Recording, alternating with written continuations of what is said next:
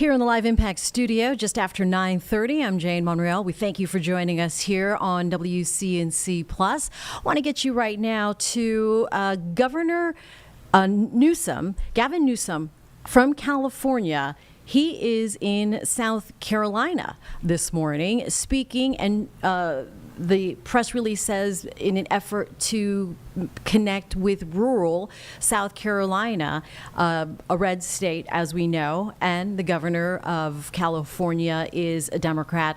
But he is right now speaking from for the Oconee Democratic Party and connecting with rural South Carolina, those who may be on the fence or leaning it a certain way. So let's go ahead and listen in here on Live Impact News on WCNC. What can we do? Well, first of all, I made the point, you guys are doing it by being here today. But the most important thing we can do is de facto end the presidency of Donald Trump by turning out in record numbers next year and taking back the House of Representatives and swearing in the new Speaker of the House. This de facto ends. And he knows it. He knows it. That's why they're moving so aggressively. But I'll tell you, it is a hell of a thing to watch. To see the Inspector Generals fired, to see all these agencies of oversight, to see the threats of federal judges to be impeached or recalled because they disagree with the President of the United States, to see governors and elected officials be threatened with arrest for just quote unquote, I'll give you Donald's quote, for being elected. Yeah. To be at this moment where we're seeing this war on truth, war on knowledge, where universities like Clemson are considered somehow establishment plots, where we're gutting education, gutting libraries, when we're on a cultural purge, banning books.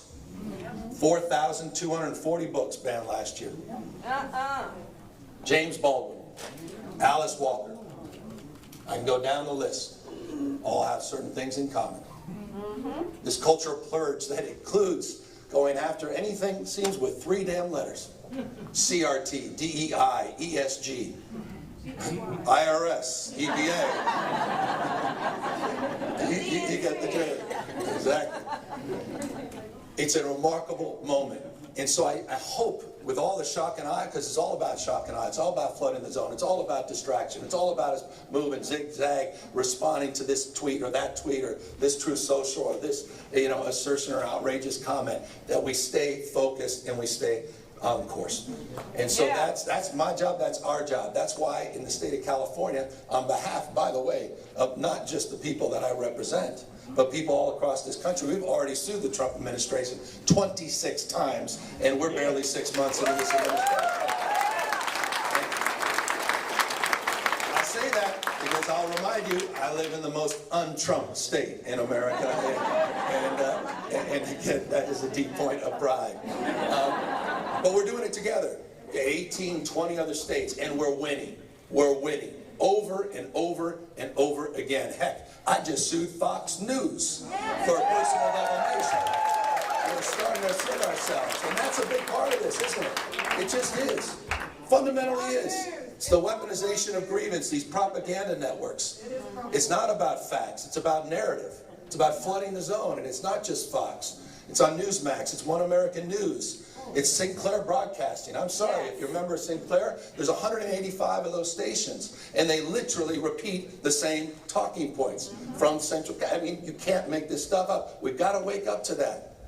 I know you have woken up to that. That's why you're here. But we've got to push back, and we've got to be more aggressive. We've got to get back on our toes, not our heels. The Democratic Party for too long has been on the receiving end of all these things. Look what Ron DeSantis did just a few years ago. He was quite literally rewriting history, not just censoring historical facts. They had textbooks in the state of Florida, textbooks that were rewritten to remove the race of Rosa Parks because it was too woke to teach history on the basis of someone's race. That happened. By the way, that social studies book was actually drafted by one of the major publishers in this country, and only because people recognized it and pushed back did they stand back. But that's what we're up against. When I say war on knowledge, not just war on culture, but these guys, look what they're doing in the arts. Look what they're doing. I mean, science. Back to information and knowledge. It's a war on knowledge. It's a war on truth. You know, the Endowment for Humanities. What they tried to do at the Library of Congress. What he did at the Kennedy Center. What he's doing at the Smithsonian. Across the board. When we can get to the CDC, we can talk about the NIH. I mean, why is this country, we had a formula for success. Why are we the dominant economy in the world? We had a formula for success. It's not by happenstance that the United States of America has been so extraordinary. It was about pushing out the boundaries of discovery and science. It was about research and development. People. It was about the opportunity to invest in people, conveyor belt for talent, public education, institutions of higher learning.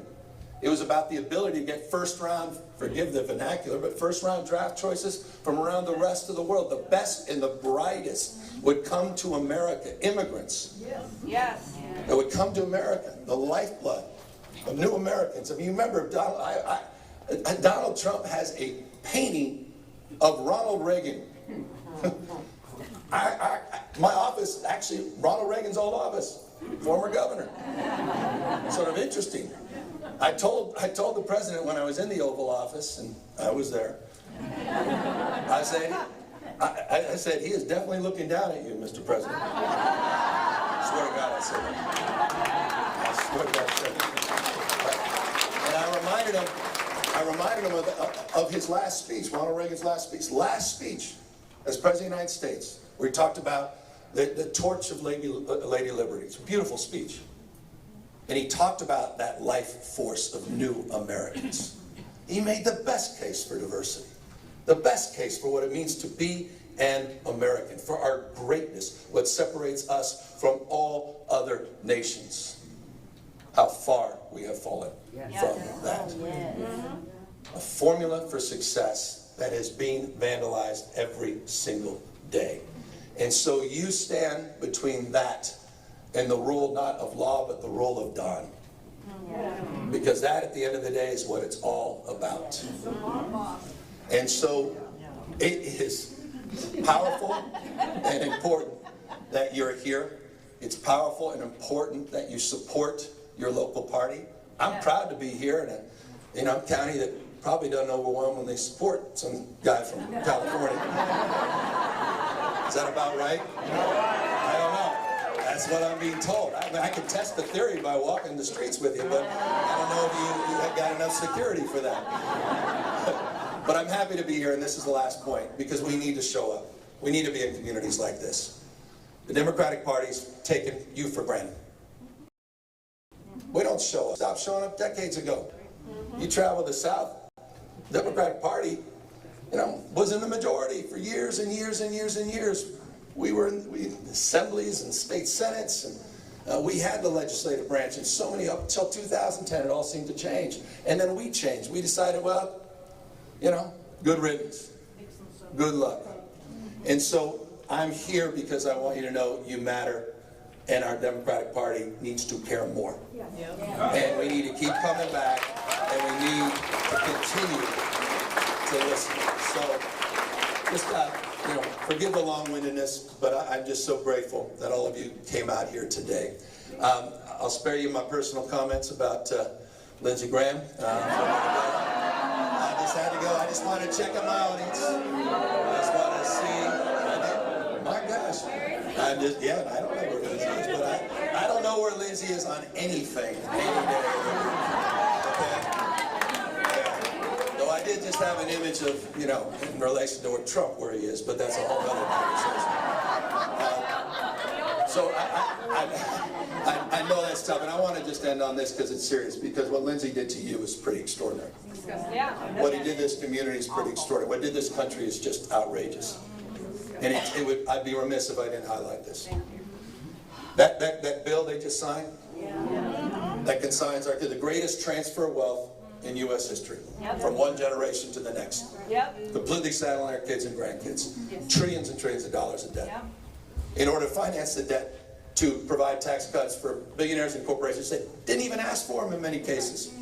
Certainly don't need them. Never done better. Never done better. In order to claim they're paying for it, what did they do to you? Medicaid. Well, they're about to shut down your Memorial Hospital in the county. It's one of the 5. There's 15 rural hospitals in your state. 5 that are immediate risk of closing. Wow. Yours is one of them. I was in Mullins yesterday. There was another hospital there. In Chester, another hospital in Chester where we were yesterday as well. That literally are on the list. By gutting Medicaid, you are putting at risk these rural hospitals, access to basic care, emergency care, maternal care. These and jobs in these communities, how critical they are. The food stamp cut, the impacts to SNAP, the impacts to small farmers. We're all over. We met a bunch of farmers yesterday and how their programs were snatched out from under them. That's right. All to pay for tax cuts for billionaires and millionaires that, again, don't need them. In many cases, weren't even asking for them. Lindsey Graham did that. Yeah. He could have individually stopped that. Yeah. He betrayed the very communities he claims to represent. One of the most impacted communities by all these cuts, rural parts of the state, rural parts of our country, turned their back on you. It's one big betrayal, not just one big ugly bill. Betrayal is the word. And so I want you to know, if Democrats, I just think as Democrats, if we care about the values we preach, then we have to practice it by having the back of rural communities. Yes.